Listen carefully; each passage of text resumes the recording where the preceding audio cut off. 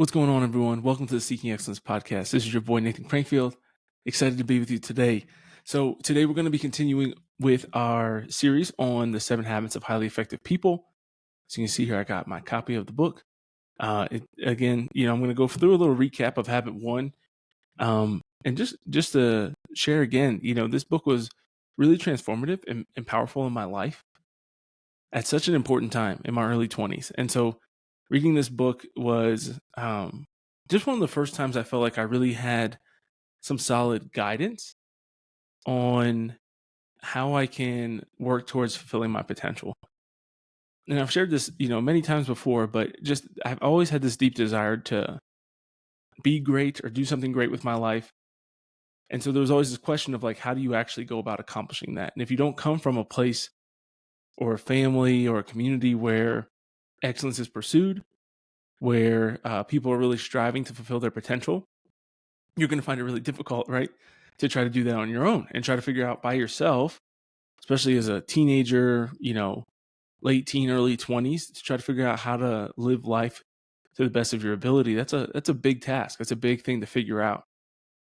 There's a lot of important questions there. And so for me, these books and a lot of these self-help books were just huge. They were just really helpful. I always say, again, I'll give the disclaimer that you have to read them with a firm understanding of Catholicism and never like stray away from the church. There's going to be good things in here. There's going to be things in here that you discard. And I think I was even kind of reminded of that on a deeper level with the second habit that we're going to talk about today, begin with the end in mind. Going through the chapter, there was not a lot that I highlighted even back then. And I think that part of that is because it does get into some kind of like Protestant, it dabbles, I think, on the borderline of manifesting and being excessively new agey-ish in that way. And so I don't want to obviously ever do that. And so we're going to avoid that. But there's some really important things here. And it was funny as I was just kind of researching this second habit, begin with the end in mind. I found a video when I YouTube searched it, just trying to get refreshed on it, because it's been a while since I read the book. So I go back and try to read through my notes. But I found this video, one of Father Mike's videos from the beginning of this year with Ascension, where he said, begin 2023 with the end in mind. And so I thought that was really cool because I'm like, this goes to show, and I think Father Mike always has kind of proven this to me as well, that a lot of these things do really apply to Catholicism. They do apply to the life of an aspiring saint, of somebody who's striving to be holy. We need these principles. We need these things. And so we can't be afraid of them. We can't hide from them. We can't run from these things. I think this is really important for us to keep in mind as we go forward. And so just a quick admin note before we get started here today on our recap. First, if you're joining us on YouTube today, thanks for joining. Hopefully that the watching experience is much better now that I've updated my camera. We've got a solid audio setup. I got new headphones, got all kinds of new stuff. And so I'm very, very excited about that and really looking forward to diving in to more video content and putting out more on YouTube and other places. And so thanks for tuning in and thanks for listening if you're listening on the podcast. And another thing is today's October 1st as I'm recording this. So this will be released tomorrow on October 2nd. You probably remember that we had a goal of reaching 100 members on locals by the end of September. And so we were lucky to, I was lucky to hit 88. So we got 88% of the way there, which was good, but not great. We wanted to hit 100. But I am very excited that we had so many new people join in the month of September. August and September really were great for new members on locals. And now this month, as I mentioned before, I'm going to be striving towards a supporters goal. And so our supporters goal on locals this month is 25. So I'm trying to get to 25 people because that'll hit me at 50 total all time. And this does include one-time supporters. But the great thing about hitting 50 supporters on locals is that it unlocks new things. And so I'll be able to do longer live streams, more content. There's just a lot new. There's the way they do their tiers is not paid. It's not just a pricing thing, but it's actually based on how many supporters you have. And so more supporters will lead to more features and more things being unlocked. And in this month of October, we're going to be starting our book club, which I've talked extensively about in the past. Um, Finalizing things for those and getting everything sent out to people, hopefully before I leave for Maine and Kansas this week. But if not, then definitely next week, second week of October, those will be shipped. And so I'm very excited for that. And then we'll be getting that started.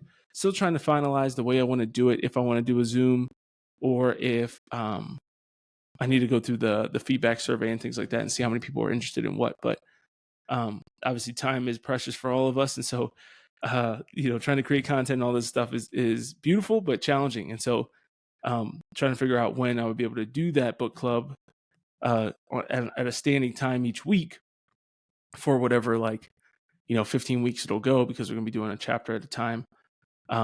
Can be a challenge, but I do have a time slot in mind that I think would work, and so I'm leading towards that, but we'll see what we come up with. I'll be announcing that probably next week, exactly how that'll be going down, and I'll be communicating that on Locals First, of course. So with that said, let's recap. Excuse me. Let's recap last week's. And so last week we talked about being proactive, or 2 weeks ago, I guess now, because I did the Q&A episode last week because I was short on content, being on the road for 2 weeks. But thinking about being proactive. So this is something that I feel super passionate about. Being proactive is not just about taking initiative. It is about that. But it kind of first starts with this idea of responsibility, personal responsibility. And you understand, if you read the 7 Habits, that he does these 3, what he called what Stephen Covey, the author, calls private victories, and then he has 3 public victories, and then there's a 7th habit that kind of revolves around all of them and supports all of them. And so these 3 private victories are: be proactive, begin with the end in mind, and put first things first. Being proactive is the first start, because similar to my kind of 3 foundations for seeking excellence, being proactive and taking responsibility, first and foremost, taking responsibility for your life, for who you are, the type of person that you are, the husband, father, son that I am, the friend that I am, the coworker that I am, the employee that I am. I have to take responsibility of all that first if I'm going to change anything. If I'm going to apply anything else, that's in this book, I have to be able to take responsibility first, or else if I see myself as a perpetual victim of my circumstances and of other people, then I'm just not going to make any positive change. And I've seen this in people in my life many times throughout my life. And it's obviously sad to see when you have people who think of themselves in this way. So being proactive is all about taking responsibility. It's about taking initiative. It's about taking ownership of your life. And so really, really enjoyed that episode. I hope, I enjoyed making it. Hopefully you enjoyed listening to it and applied something to it, from it, to your life. I think one of my favorite parts of it is discerning between the circle of influence and the circle of concern. And so he defines the circle of influence as the things that you can actually control and impact in your life. And then on the other side, you have the circle of concern. And so these are things that concern you, just that kind of affect you, but are relevant in your life, but are outside the things that you can control. I just heard this great quote on this. I was listening to Patrick Bet-David and Dave Rubin this morning, and Patrick Bet-David quoted this book, and I hope I can get it right because it was kind of a long title, and I'm very interested to read it. He said it was worth the read, but it says, all you can do is all you can do, but all you can do is enough. And I just love that. All you can do is all you can do, but all you can do is enough. How many of you actually believe that?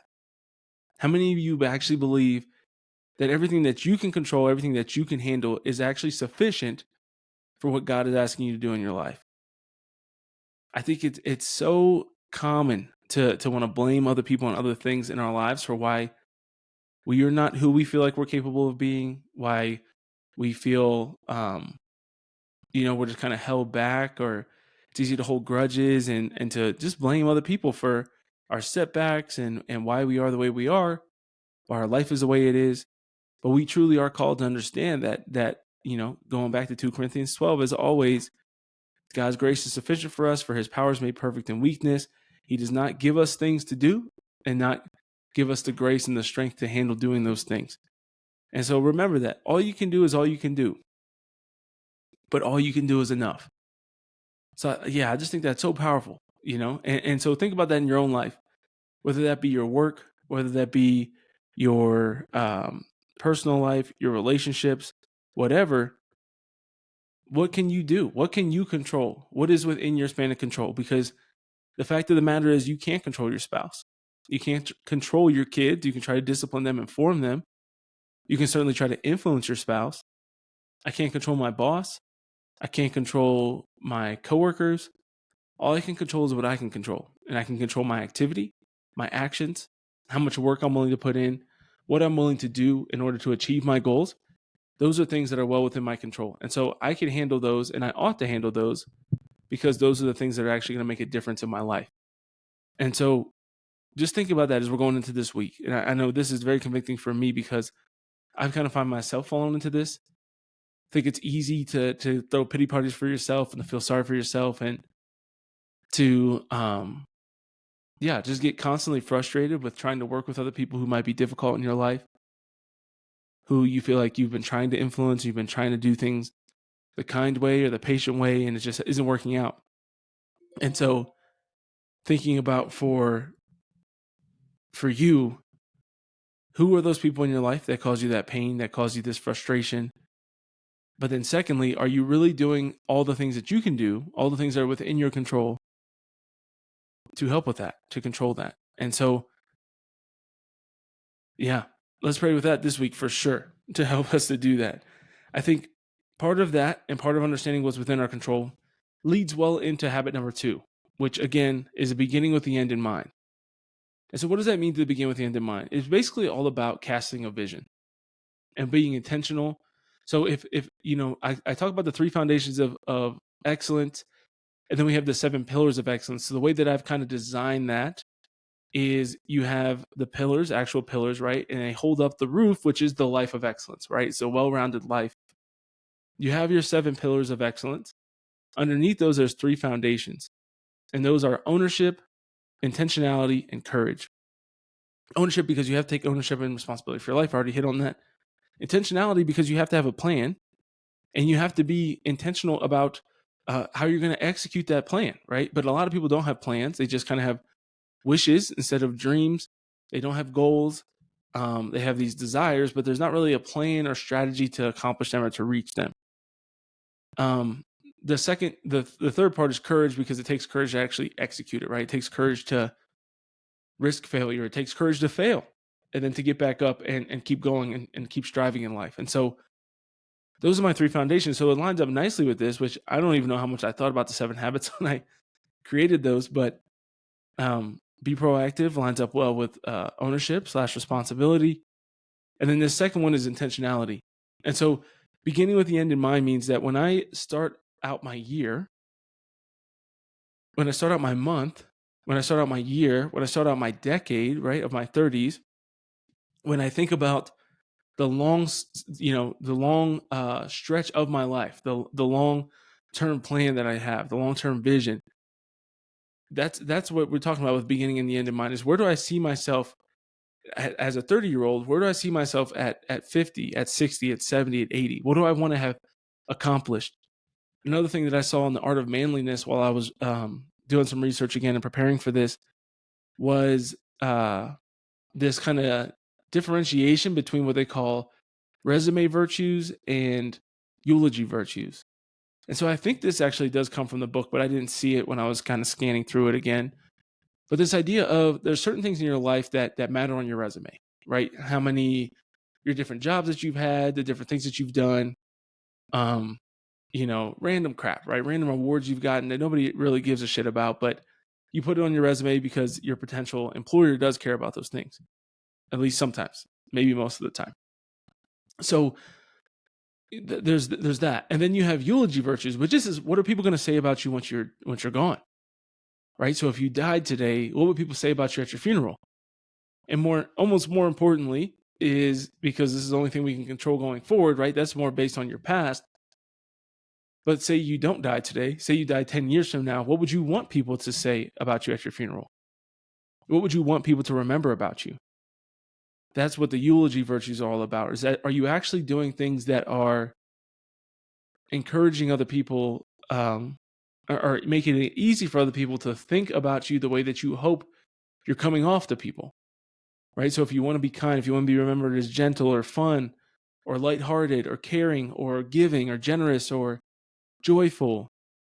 Are you living in a way that actually reflects that reflects this goal and desire that you have?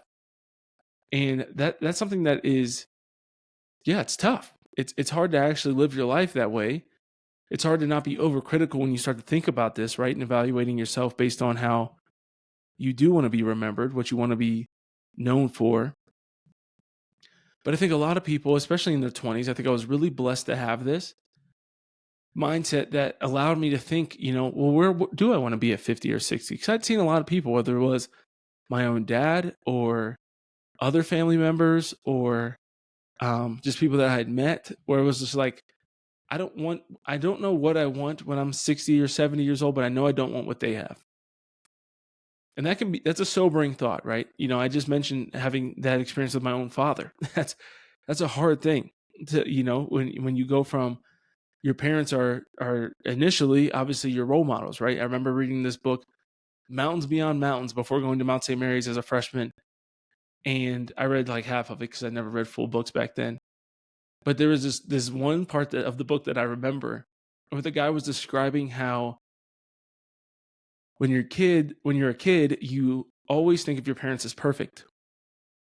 And there hits this harsh punch from reality someday where you realize that is not the case. And some parents are able to pull that off for longer, some for shorter.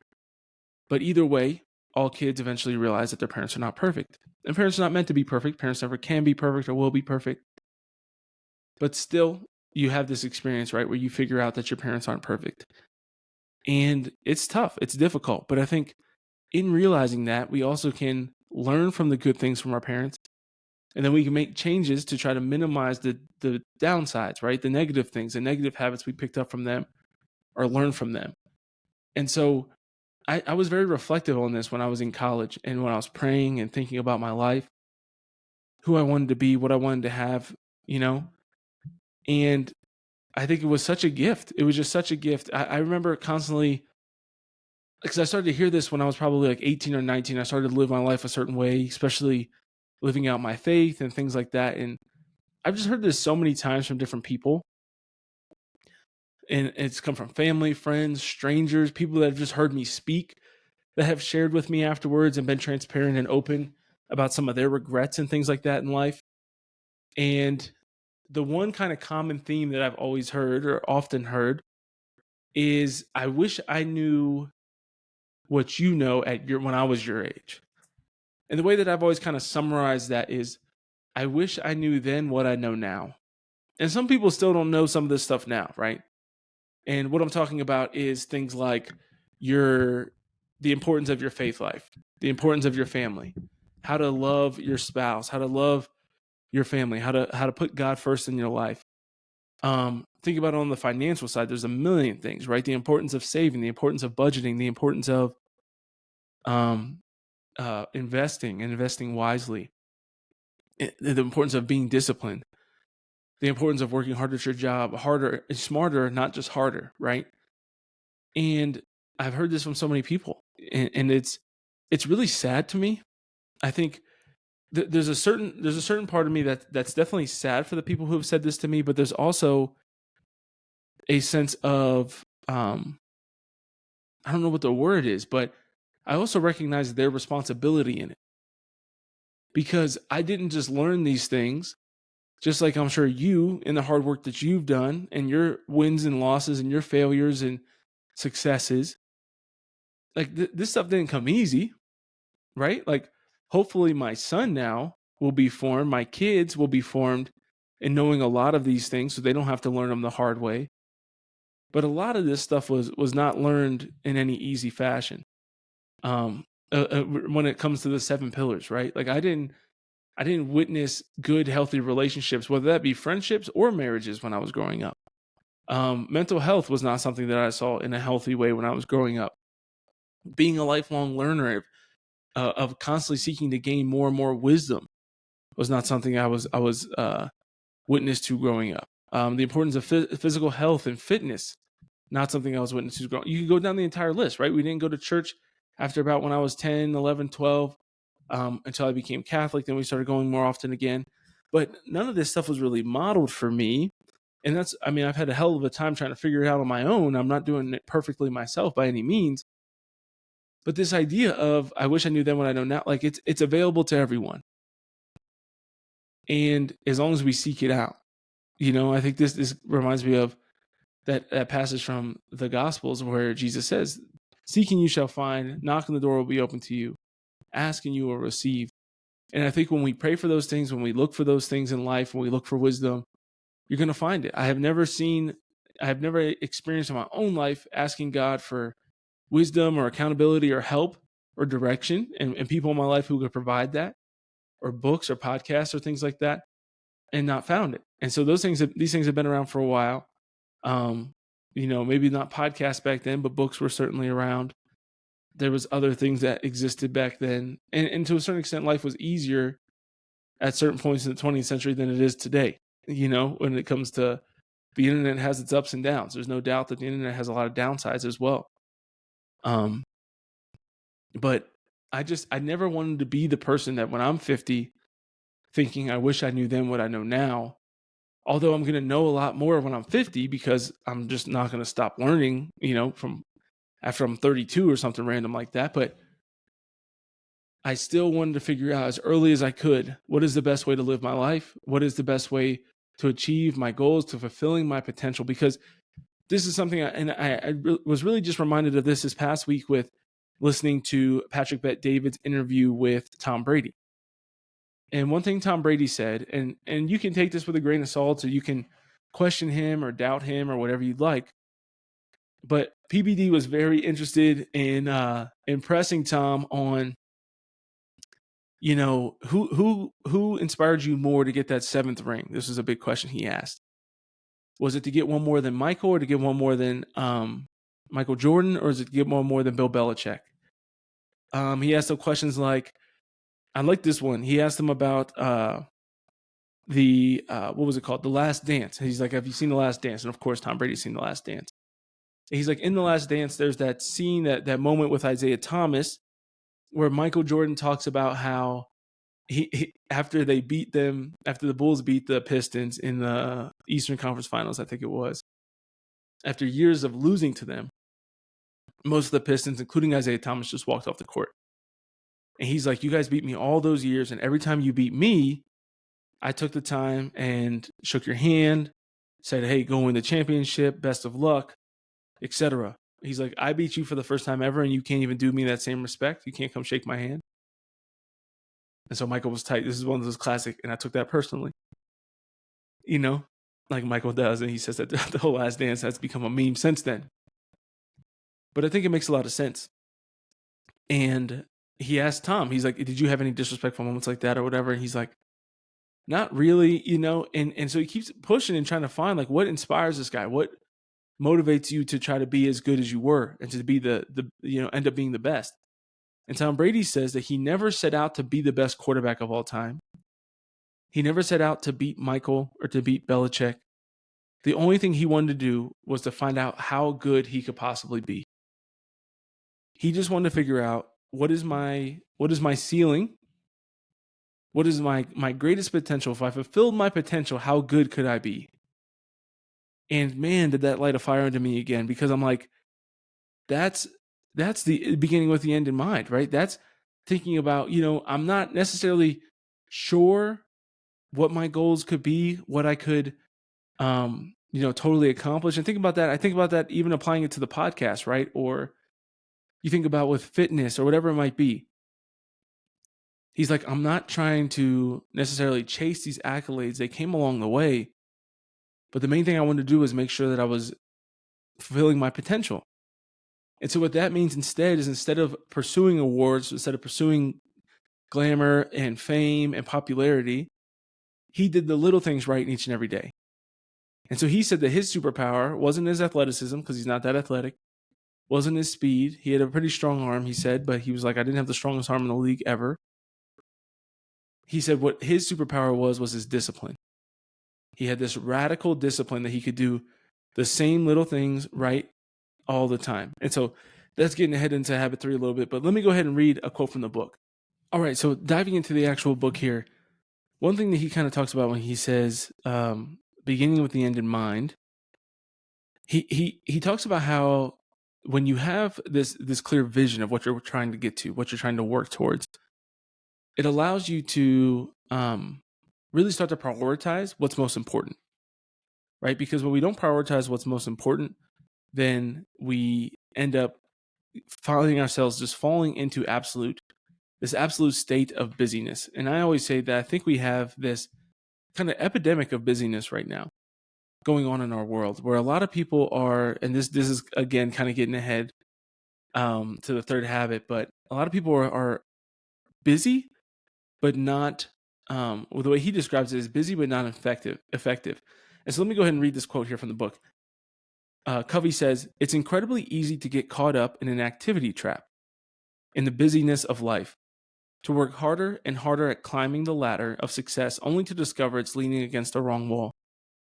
It's very possible, or excuse me, it is possible to be busy, very busy, without being very effective." And so, man, is that true or what in today's world? We have so many people. I used to say this about college kids all the time. You ask college kids, how you doing? Oh, I'm so busy. Everybody's so busy. Whether a college kid is in 4 classes and does no extracurriculars, or they're taking 6 or 7 classes and they're filled with extracurriculars, they all say they're busy. And so you know that can't be the case. And so this is where, this busyness and complaining about it and seeing yourself as a victim to your schedule and the demands of your life is one of the greatest killers, in my opinion, of what I've learned so far, of a life of excellence.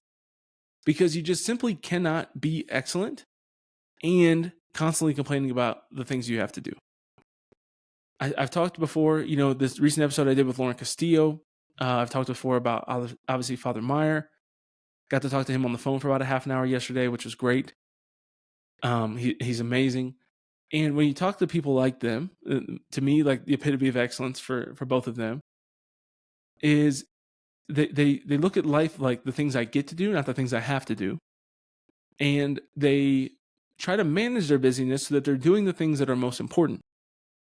But one thing that he talks about a lot here is kind of the next sentences. He says that it's easy, or no, he said it in this quote, excuse me, climbing the ladder of success and realizing it's leaning against the wrong wall.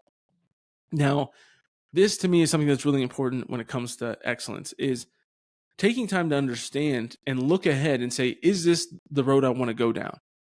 And I learned this a lot when I was in the Army. I had a good mentor that kind of walked me down this path of starting to say, when you're starting out in your career, you're in these early stages, and it's easy to kind of idolize, similar to when you're a kid, right, with your parents. It's easy to idolize the people who outrank you in the military, or the people who are your boss's boss at your corporate job, or the people who are running the nonprofit that you work for. But he said the question we need to ask ourselves is, do I actually want what they have? If I'm following on the same trajectory that they were on, right? So I look at my lieutenant colonel and I see the life that he has, how much he's away from his family, how much work he has to do, the fact that he's working from, he's at the office from 6 a.m. to 7 p.m. And I see he does have a nice house. He makes good money. He's going to retire, in 5 or 6 years, and if he wants to, or he'll keep going. And you get to evaluate these things. You get to see the kind of marriage he has, and there's obviously some variation in there, some room for flexibility within, like, you could do things a little bit differently, but by and large, you can look at somebody's life, and especially if you're going to take advice from this person on life, not just on your career, but in your life, then you have to evaluate these things and say, do I want to end up in the same place that they are? Because in life, by and large, when you're talking about life advice and talking about the end goal, right, and beginning with the end in mind, when you're talking about taking insight from other people, and a lot of people are obviously going to offer you unsolicited advice throughout your life. But when it comes to taking advice from other people, people are going to be able to tell you generally one of two things. They can tell you how to get to where they've gotten, right? You kind of think about it like journeying through the woods, right? Or going on a journey or a drive. We all start at different places, and we all end up at different places.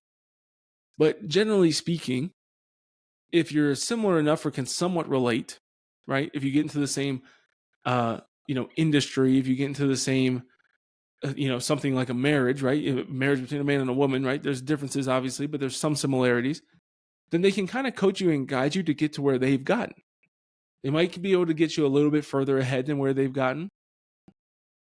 The other thing they can kind of coach you on is to avoid getting to where they've gotten. So people, this is rare to find, but there's some humble people out there, especially older people, because they're the ones that kind of feel this the most. But there's some humble people out there who will tell you, I made some mistakes in my life. I ruined my marriage. I ruined my career. I ruined my relationship with my kids because I focused too much on my career, etc. And they can kind of tell you, don't end up like me. Now, that latter one is, I think, pretty much always helpful because you're avoiding a bad place. The former, you have to be careful. And this is what I'm talking about more of, like, you have to evaluate the fruits in this person's life to say, okay, do I actually want to take advice from this person?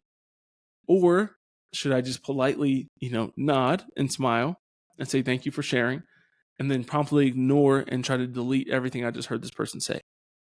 Because there are people who end up in bad places that still want to give you advice on how to go, how to live your life. You see this a lot in the corporate world and in the for-profit world. I know I have a friend who used to work on Wall Street, and he shared stories.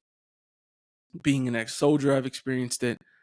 Where you got these guys who are divorced twice that want to give you marriage advice, right? And they're not just giving you advice of don't end up like me with humility. They're trying to tell you how to go about having a good marriage, which is a not great thing.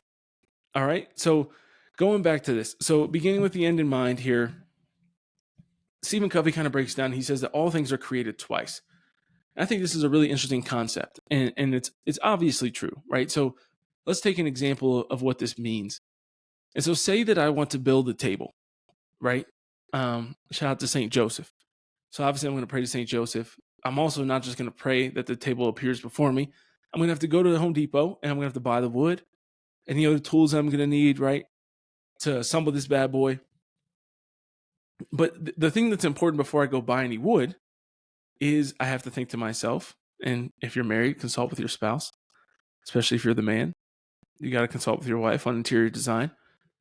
But I got to consult and say, what do I want this table to look like? And so that's what he talks about. Things are created twice. So the first creation of this table would be in my mind. And so in my mind, I'm envisioning it. I'm thinking about how long and how wide and how long I need it to be, how high I want it to be, what kind of chairs might look good with it, where I want it to be in my house. So there's this whole process that we go through in our minds of actually kind of envisioning what this table would look like. And then we go about taking the steps necessary based on that vision to bring it about. Because I'm not going to envision a table made out of a certain wood and then go buy a different wood and hope that it'll change into that other wood, right? I'm not going to buy a table that I want to be 6 feet long and buy wood that is only 4 feet long and hope that it extends.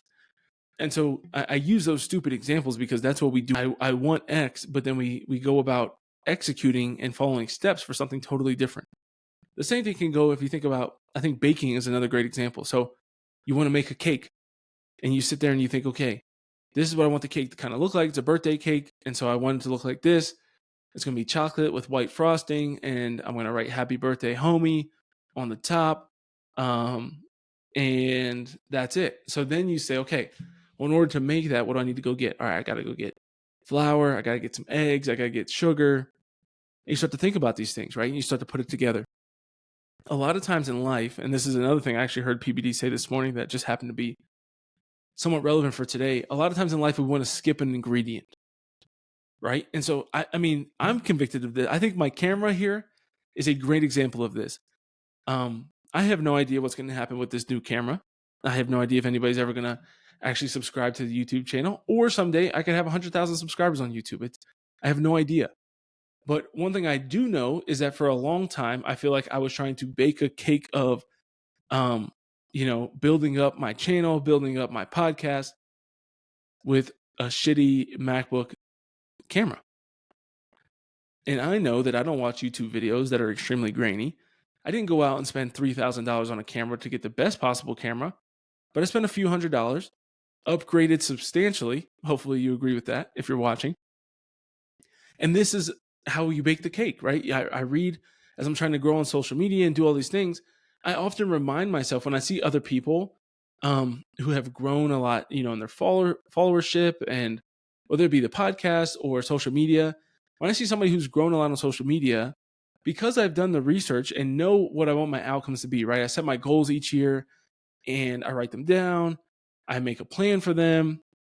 And I know that if I don't do the things that I put as the steps to get there, it's silly to expect a result. If you don't put the eggs in the cake, it's silly to expect it to be good. If you don't put sugar in the cake, it's silly to expect it to be good, right? And so this is what we have to start to get to in our lives. And I think this is a large part, I think, of some of the mental health approaches that we have in the United States of America today. I think this is basically what's wrong with any secular approach to mental health and happiness in life, is that we have a creator. God created us. And because God created us, God knows what we're for. Because it's the person who creates the thing that knows what it's for. And in knowing what we're for, God knows what will make us fulfilled. It's pursuing our purpose. And each purpose is a little bit different. But obviously our main vocation is to holiness. Our main vocation is to love. It's to sanctity. It's to sainthood. It's to knowing, loving, and serving God. And the way that we go about doing that is different for each one of us in certain ways. But if we try to avoid that, right? If we take God out of the equation, out of the ingredients to our lives, it's not going to taste good, right? And so I think that's something that's super important for us to really nail down, because again, going back to the social media thing, I'll see somebody who's grown a ton of social media and I'll be like, man, I remember when that guy or that girl had a fourth of those followers, and I want my social media to grow, and I'm doing the wrong things. And I know that, right? I know that I post inconsistently. I know I'm not posting reels the way that I should. I know that I'm not going live and doing the things that I need to do. So then why am I surprised when it's not growing? It's silly, right? And I know that. And a lot of times it's just sobering. I'll look and I'll click on somebody that has substantially more followers than me. And I'm not trying to be like, I mean, I don't lose sleep over my followers. Please don't think that. But it is something that I want to grow, as I think seeking excellence is important. I want it to grow. I want it to reach a broader audience. I don't, live or die by that, because it's not all based on numbers for me. I think this would be worth doing if I had 50 people who listen consistently, or if I had 5,000. But I do want to reach a broader audience. I do want to get better at what I'm doing. I think that growing your listenership, growing your following shows that you're getting better to a certain degree. But I click on somebody's thing, and if they've posted twice as much as me and they have, grown 50% more than me, then I'm like, okay, well, they did the work. They did the things that it takes. And so that's, for me, trying to figure out, okay, I know I need to post video content. I know I need to record and post podcasts consistently. I'm coming off a week where I posted only one instead of my 4. And so I'm like, constantly, I've been trying to figure out for 3 years, how do I do this consistently? How do I get set up? How do I finally get a studio going? How do I find the people who are going to help me? How do I stay accountable towards my goals? Because it takes time, right? And I have to give myself a long runway, because there's one thing if I was going to quit my job and just go all in and be like, I'm just going to try to do this full time. But I'm not doing that. And I'm not taking that route means that there's going to be a lot of bumps. It's going to have a lot of bumps. And I have to take time to appreciate the fact that I'm still in the game, because I do know a lot of people who have started podcasts, especially during 2020. How many freaking podcasts and blogs do you think started during 2020 and have fizzled out and died? They don't exist anymore.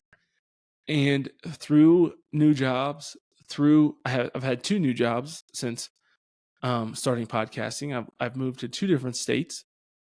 I've moved within Colorado as well. I tore my Achilles. I've gotten married. I gotten engaged, gotten married, had a baby. And so thinking about all that stuff, I'm still just really proud that I'm still going and still improving and growing, and things are still advancing. But I am just constantly trying to figure out, okay, well, I know my end state, my desired end goal. If my dream is that in, 10 years I could be doing this full time. Um, and I have to give myself like 5 to 10 years because I've heard, I especially lean on the example of Ryan Mickler from the Order of Man podcast. And he says that it was, man, I think it was like 6 years or something. He said he was doing it before he got any real traction of recording his podcast. I think he was doing 3 episodes a week for 6 years. Maybe it was just 1 or 2 when he first started out, but still thinking about that, it takes a lot of time, man. It takes a lot of time. And so you can't set out. This is the same thing that goes with like losing weight, right? I've been super frustrated with my inability to lose weight. And I'm like, you don't lose 40 pounds in 2 months, right? So why? Because I'm not 19 anymore. And so I can't just do that, right? I can't just pick up and be like, all right, I'm going to lose 20 pounds this month just by cutting out snacks and drinking a little bit less. Like, that's just not how it works anymore. And so these things take time, but taking a moment to stop and think about your life. And it's good to have those long-term goals, the 50 years. But say that's overwhelming to you right now. Just start small. Start with setting your yearly goals, which obviously we're going to talk about and we're going to go through together as we get towards the end of this year of setting goals for 2024. And then those yearly goals have to be broken down into monthly goals. And the monthly goals are broken down into weekly tasks. And so thinking about each week, what do I need to get done this week? And then trying to be intentional about planning your day so that you can start to incorporate those weekly tasks into your day. And I think the really important thing is just to, not to beat a dead horse here, but thinking about how easily we often get discouraged is when I break those things down, right? When I think about my 10-year goals, when I think about my 5-year, 1 year, whatever, the month, it all has to understand that when I think about my yearly goals, if I'm not doing the things on a weekly basis and on a daily basis that it requires to get there, I just can't be frustrated and discouraged when I don't end up where I wanted to go. Right. And so I hope that I just feel like we really need to hear that. I think it's really important for us to understand that concept and how real that is. Because so many times in our lives, we find ourselves doing that. We find ourselves expecting things and just kind of wishing for things when we're not working towards them.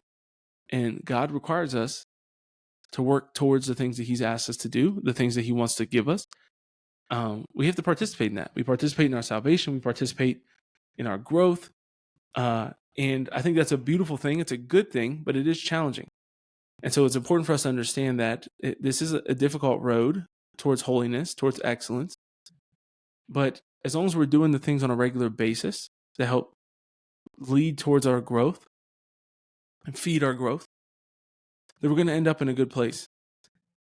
And so the last thing I want to share here from this chapter, because again, I don't think there was much meat in this chapter. I think this is really it. It's just having a vision for your life, which is super important. Definitely not trying to minimize the importance of it. But just thinking about how important it is and how he hits on this, that we need to have a personal mission statement. And so a personal mission statement can be a sentence, or it can be more of like a creed that you have for yourself. And he kind of gives examples of ways that you can kind of build that out and how his looks and other people's and different principles you can base your life on. For me, I think of my life as, or my mission statement in life to strive to fill my potential through living a life of excellence and to help other people to do the same. And so to me, that breaks down into my kind of creed, if you will, which in my world, obviously, is the 7 pillars of excellence. Striving for excellence mentally, emotionally, physically, spiritually, financially, professionally, and socially. With the 3 foundations that we mentioned earlier. And then trying to teach other people and try to help motivate other people, inspire other people, give direction to other people on how to do the same as I learn about that process myself. And so that's what this is all about. So the whole episode, this whole podcast, and everything I do is all geared towards, right? Is helping people to live a life of excellence and to strive towards that. And so, what is it for you? What do you feel like God has placed you here to do? If you don't know what that is, I encourage you to pray about it for sure. This is an adoration prayer. This isn't just a, while you're laying down before bed at night prayer, or, middle of mass prayer. This is supposed to be, you're in adoration, thinking about, Lord, what did you create me for? Why am I here? What am I supposed to do with my life? Because again, he's your creator. So he knows what you're here for. He knows what you're supposed to do. And if he created you to do something, don't you think he wants you to know what it is? I don't know what it would benefit God to hide that purpose from you, that mission from you. And so you pray about that and you take that to the Lord and you refine it. You come up with some type of mission statement for yourself. And then from there, you grow into, figuring out, okay, what does that practically look like? And that's where you go from thinking about the high level kind of general mission, like I just talked about, because that's specific, but it's also very vague, right? It gets more specific when I understand my creed, or if you will, of the 7 pillars. But then even from that, it's like, okay, what does that mean, right? You can keep asking that. Okay, so your mission is to fulfill your potential by living a life of excellence. What does that mean to you? I'm like, okay, the 7 pillars of excellence. Okay, what does mental excellence mean to you? There's so many questions that you can get down and down and down. Okay, the second part of my mission statement, to help others to do the same. What does that look like? Okay, for me, it's speaking, it's podcasting, it's writing, it's creating content. All right, great. Where are you going to create the content? Where are you going to post it? What equipment are you going to use? Who's going to help you to do that? Are you going to build a team, or are you going to do it by yourself? Are you going to write books? Are you going to write blogs? Are you going to write articles? Are you going to post video content? Are you going to do social media stuff, etc.? And then if you're trying to grow and be intentional with that, that's where you're starting to get down to the tactics, right? So you have the mission, then you figure out your strategy, and then you think about the actual tactics of it. So just to give you another example of this, that I think is always really helpful in my life, is the operations order in the United States Army. The first 3 paragraphs, this probably could be a whole podcast episode in of itself, but the first paragraph is a situation. So you're basically painting the situation for your soldiers or for your superiors, showing them what's kind of going on, enemy activity in the area, etc. The second paragraph is the mission statement. So you have the mission statement, and the mission statement always has to have the 5 W's, right? Who, what, where, when, and why. And then you get into the how in the third paragraph, which is execution. And so that's where you kind of talk about high level execution, and then you get into the nitty gritty of really talking through with each one of your soldiers what exactly everyone is going to do on this mission. And that's what we have to do, right? That's what leadership looks like. That's what our life is called to look like. But if you don't have that mission of what is our outcome here, right? If we're not going to just go out and go to war and just blindly hope that shit works out, like we have to have a very intentional idea of what our outcome, our desired outcome is. And that's where we can start to make progress and work towards something that is worth fighting for. And so I hope this episode was helpful for you. If you have been considering joining us on Locals as a $10 supporter, this is your month to do it. You're going to be able to join us for our book club. I'm going to be announcing, if I send it out this week, I'll be announcing what book it is next week, but I want people to receive it first because it's kind of a surprise. I'll be sending out the books. If you haven't filled out the info form yet and you're a supporter, please do that now. I will link it to this episode. And then last thing is, join us on Locals for free and be on the lookout for the book, and make sure that you crush it this week. Think about your week even. You can start with this week. What do you want your life to look like? What are the biggest things that are stressing you out, that are weighing you down? And where can you try to fit some of those things into your week? Maybe you'll sleep a little bit less. Maybe you'll have a little bit less time for, watching football or whatever fun things you'd like to do. But what can you accomplish this week that's really weighing you down, that could really help to take you to the next level, that could give you some momentum and progress towards the goal that you've been putting off for a long time? This is the week to think about that. Think about your vision, your long-term vision, then come back to the present reality and map a way for you to get there. Know of my prayers for you. God bless you. And as always, be your best.